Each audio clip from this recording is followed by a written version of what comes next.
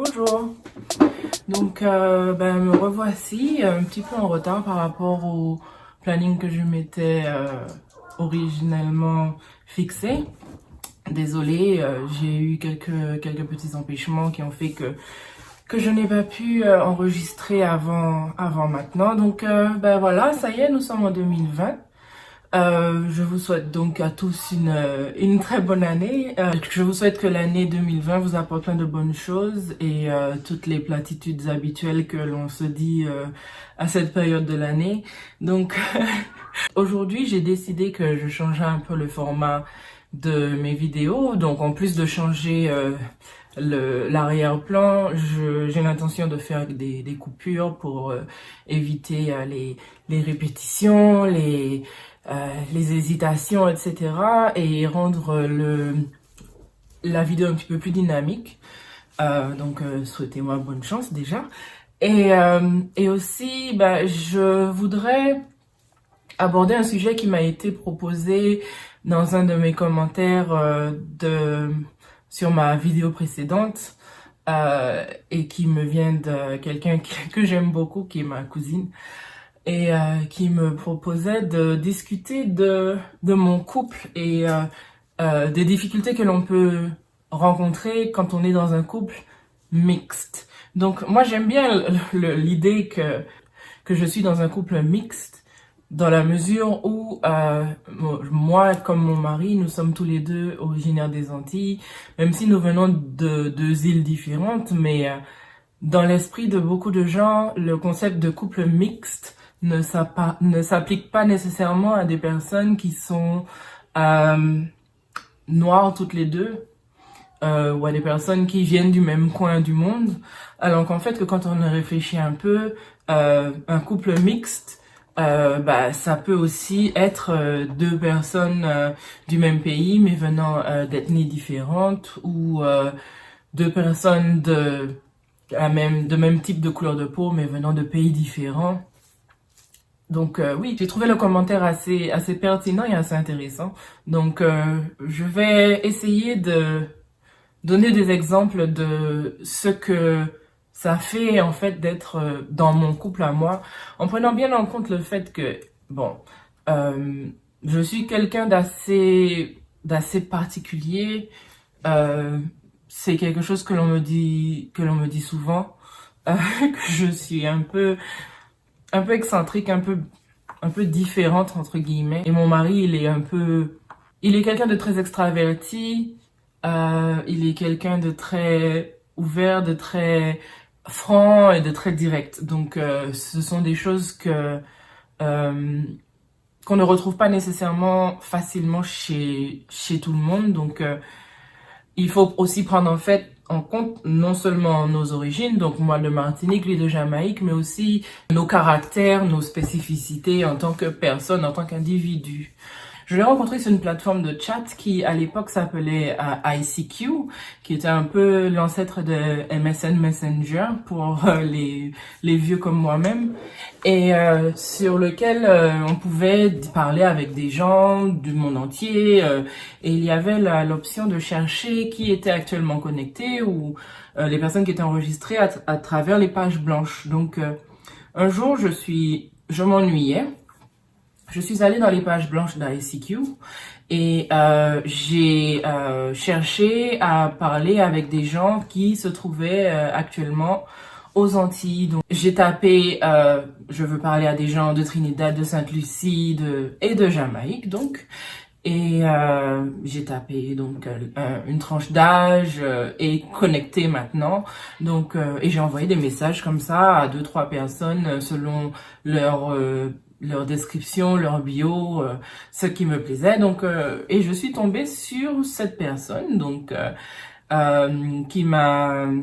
Il y a d'autres personnes qui m'ont répondu aussi, pas juste lui, mais je suis tombée sur lui et il m'a dit qu'il était à l'école et qu'il était en pause déjeuner et donc qu'on pouvait parler pendant qu'il était en pause déjeuner. Donc et c'est devenu un peu notre rendez-vous quasiment quotidien, tous les jours de la semaine. Je me connectais aux environs de 19h, qui était à peu près l'heure de déjeuner pour lui, puisqu'à 19h à l'époque, c'était l'heure à laquelle l'internet devenait, enfin le téléphone, les appels téléphoniques devenaient moitié prix, puisqu'on était encore en connexion dial-up, donc il fallait faire attention à la consommation du téléphone de sa maman quand même. Et donc je me connectais et puis on se parlait. Et parfois le week-end, quand il avait accès à Internet, on se parlait aussi le week-end. On se donnait rendez-vous pour se parler, etc., etc. Et on s'est parlé comme ça pendant assez longtemps. Jusqu'à ce qu'un jour, mon ordinateur tombe en panne et que je ne puisse pas me connecter pendant quasiment un mois. Et à mon retour, il m'avait envoyé un message pour me demander est-ce que je l'évitais parce que je lui manquais, etc. Et on a commencé un peu à s'attacher l'un à l'autre. Et en fait, on s'est parlé comme ça pendant quasiment 3 ans. Enfin, 2 ans et demi, 3 ans à peu près. Jusqu'à ce que je parte faire des études. Donc, je suis partie en tant que Erasmus à l'université de Newcastle dans le nord de l'Angleterre.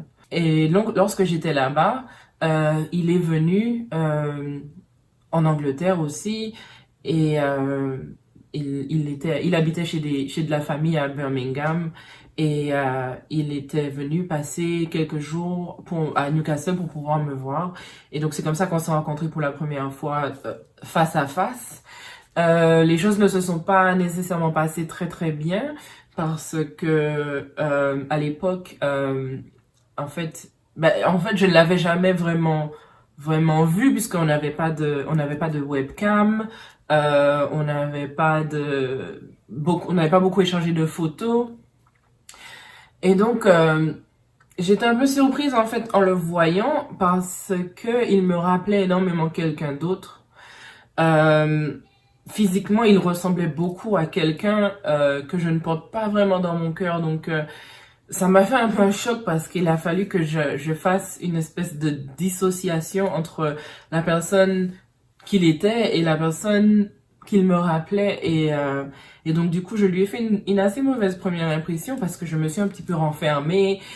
Et voilà, quoi, c'était pas sympa du tout. Mais bon, on a réussi à surmonter ce petit désagrément et puis bon on a gardé le contact. Finalement, suite à ça, il s'est installé à Londres.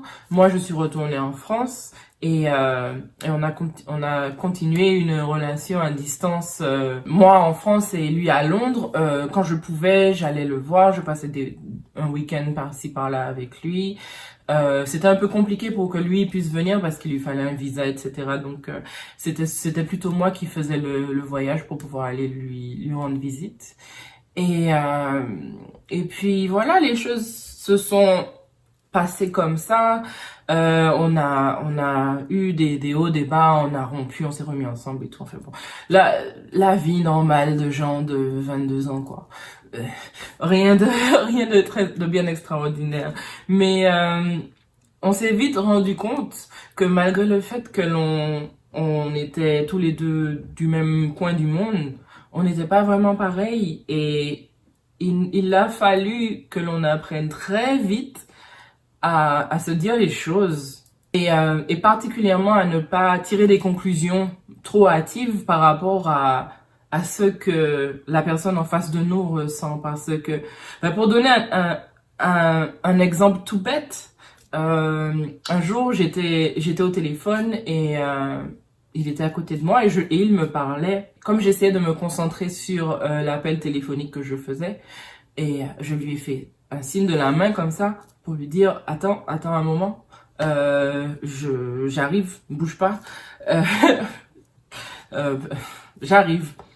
Et il s'est fâché et il s'est renfermé et il s'est mis à bouder, quoi. Enfin, et moi j'ai pas trop compris ce qui s'est passé. Donc quand j'ai fini mon appel, je lui ai demandé mais qu'est-ce qui se passe, qu'est-ce qu'il y a, c'est quoi le problème? Et il m'a fait ouais, tu m'as fait parler à ma main. Alors, je lui fais non, je te dis attends. Il me fait non, attends, c'est comme ça. Ça, c'est par la main. Donc en fait, je l'avais insulté parce que je lui ai fait un geste comme ça au lieu de lui faire un geste comme ça et en fait, bah, on a vite compris que on pouvait pas rester comme ça sur nos propres impressions, être fâché sans expliquer à la personne en face pourquoi et qu'est-ce qui s'est passé, parce que sinon, ben, on allait tout le temps être en train de se disputer. Donc, on a, on a eu beaucoup, à surmonter pas mal de différences comme ça, parce que bon, on a des religions ou une éducation religieuse différente. On a une culture qui n'est pas la même.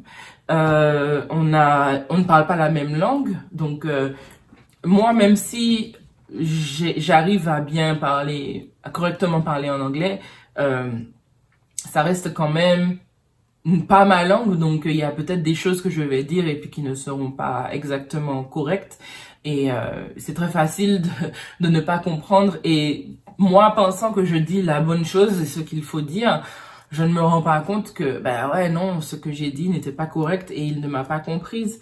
Il y a le fait qu'il aime beaucoup manger épicé et moi pas du tout. Et donc chaque fois qu'il faisait à manger, c'était toujours la guerre parce que je pouvais pas manger, c'était trop relevé.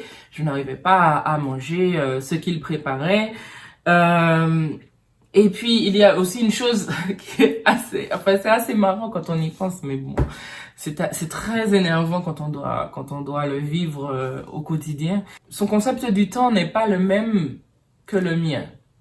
C'est-à-dire que moi, quand je demande l'heure à 5 minutes près. Donc, s'il est 10h03, tu peux me dire il est 10h05 ou il est 10h, ça me va. Lui, il compte le temps en morceaux de 30 minutes.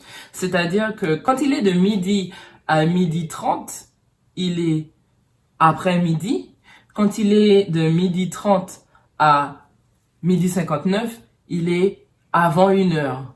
Donc, quand je lui demandais l'heure et puis qu'il me dit it's after 8, ça peut être entre 8 heures et 8h30, ça ne répond pas à ma question. Donc, j'étais toujours obligée d'insister, il est quelle heure pour qu'il me dise exactement, au moins à 5 minutes près, quelle heure il était. Ou encore le mot soon. Lorsqu'il me disait soon come, qui veut dire j'arrive soon. Pour moi, bientôt, soon, c'est quoi? Un quart d'heure, une demi-heure tout au plus. Pour un Jamaïcain, soon, ça peut être dans 3 semaines. Je me souviens qu'une fois, j'étais chez lui, j'avais pas la clé, donc je pouvais pas sortir.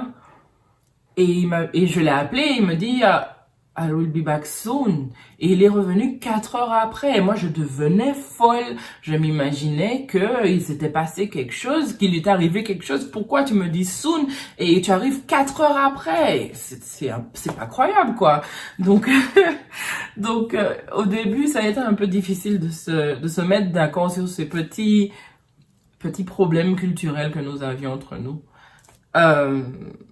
Pour être sûr que l'on arrive à se comprendre et puis aussi il a fallu qu'on apprenne à vraiment communiquer et vraiment même à travers les conflits, sachant que quelque chose allait créer un conflit, mais il fallait aborder le sujet parce qu'on ne pouvait pas rester sur un malentendu ou rester sur une impression. Donc s'il m'avait blessé en disant, en faisant quelque chose et sans s'en rendre compte, qu'il ne reste pas sur l'idée que ça va. Donc il fallait toujours que je fasse l'effort, même si je savais que ça allait être désagréable, de crever l'abcès et de passer à autre chose, parce que il fallait bien pouvoir continuer, si on souhaitait continuer la relation, en tout cas, il fallait bien pouvoir que l'on continue à discuter. Pour éviter d'avoir des problèmes plus graves ou sur le long terme, eh ben, il fallait régler les problèmes dès qu'ils arrivaient. Et c'est certain que ça peut apporter parfois des conflits dont on se passerait bien. Mais qui peut-être qu'au final, ben, c'est ça qui nous a permis de faire autant de concessions et de rester ensemble aussi longtemps, hein. Parce que maintenant, ben, ça fait depuis 20 ans quand même qu'on s'est parlé pour la première fois sur ICQ. Donc, faut croire que, on a au moins une chose que l'on fait bien. Et donc ensuite, ben, on a eu des enfants. On a quand même de la chance, c'est qu'on arrive à s'accorder quand même assez bien sur les principes d'éducation, donc la manière dont on veut élever nos enfants. Donc par exemple, on était tous les deux d'accord sur le fait qu'on ne voulait pas avoir un enfant unique. Donc actuellement on en a deux, mais on avait toujours eu, parce que nous tous les deux on n'est pas enfant unique, on a toujours eu cette envie que si on a des enfants qu'on en ait au moins deux. Et on a les mêmes idées sur la discipline, sur la manière d'éduquer les enfants. Bon, même si c'est vrai que quand je parle à mon fils et puis qu'il me répond what, je ne lui dis pas, je ne le reprends pas pour qu'il me dise yes mommy ou sorry mommy. Enfin, voilà, je laisse parfois passer parce que bon, ça ne me choque pas, mais lui à chaque fois, ben il lui dit non, c'est pas, on dit pas what quand ta maman te parle, tu lui demandes oui maman, qu'est-ce qu'il y a maman, qu'est-ce que tu veux ou j'ai pas entendu. Donc il y a ces petites choses, mais c'est vraiment des petites choses et puis bon ça ne m'embête pas qu'il le reprenne pour pouvoir lui dire de le faire parce que bon voilà hein, c'est tout aussi bien quoi. Et puis bon, par exemple, enfin je sais pas, on a deux garçons. Je n'aurais pas été très contente si on était dans une situation où on devait parler de circoncision, par exemple, parce que moi je n'en veux pas de la circoncision. Donc ça m'arrange énormément qu'il soit du même avis que moi par rapport à ça, parce que c'est un problème qu'on n'a pas à régler du coup. Donc donc c'est très bien comme ça. Et et donc de ce côté-là, on a de la chance, nos cultures, notre religion ou quoi que ce soit n'interfèrent pas dans l'éducation des enfants. Par contre, du fait que lui ne parle pas français, bah du coup je suis obligée de parler beaucoup en anglais à la maison. Et du coup, bah mes enfants, leur niveau de français est assez bas parce que à la maison on parle anglais, à l'école on parle anglais, dans la rue on parle anglais, à la télé on parle anglais. Même si mon plus grand fils fait des efforts pour essayer de parler, il comprend très bien, mais il fait des efforts pour essayer de le parler parce qu'il voudrait pouvoir parler avec ses grands-parents. Bah, il n'a pas un niveau vraiment très bon, même si quand on est allé en vacances, c'est venu très vite. Il a très vite été capable de parler en français avec d'autres enfants ou avec d'autres adultes, mais son niveau n'est pas vraiment satisfaisant, on va dire, pour un enfant de son âge. Donc, mais je n'ai pas vraiment la possibilité de faire autrement parce que au début j'ai essayé de leur parler qu'en français, de parler surtout en français, mais ça excluait leur père complètement de toutes les conversations. Et par exemple, je pouvais dire quelque chose en français, donc, et ensuite le père venait et disait complètement l'inverse parce qu'il n'a pas entendu que j'ai dit quelque chose d'autre auparavant. Donc, bon, ça, c'était pas... Donc, du coup, bah, ça a un peu influé sur non seulement la langue que l'on parle à la maison, mais aussi les langues que mes enfants maîtrisent. Donc, c'est un peu dommage, mais je compte inscrire mes enfants à l'école, enfin à des cours de français à Dublin, donc on espère que ça va changer. Et puis quand on ira en vacances, peut-être que je peux les envoyer en vacances chez la famille, etc.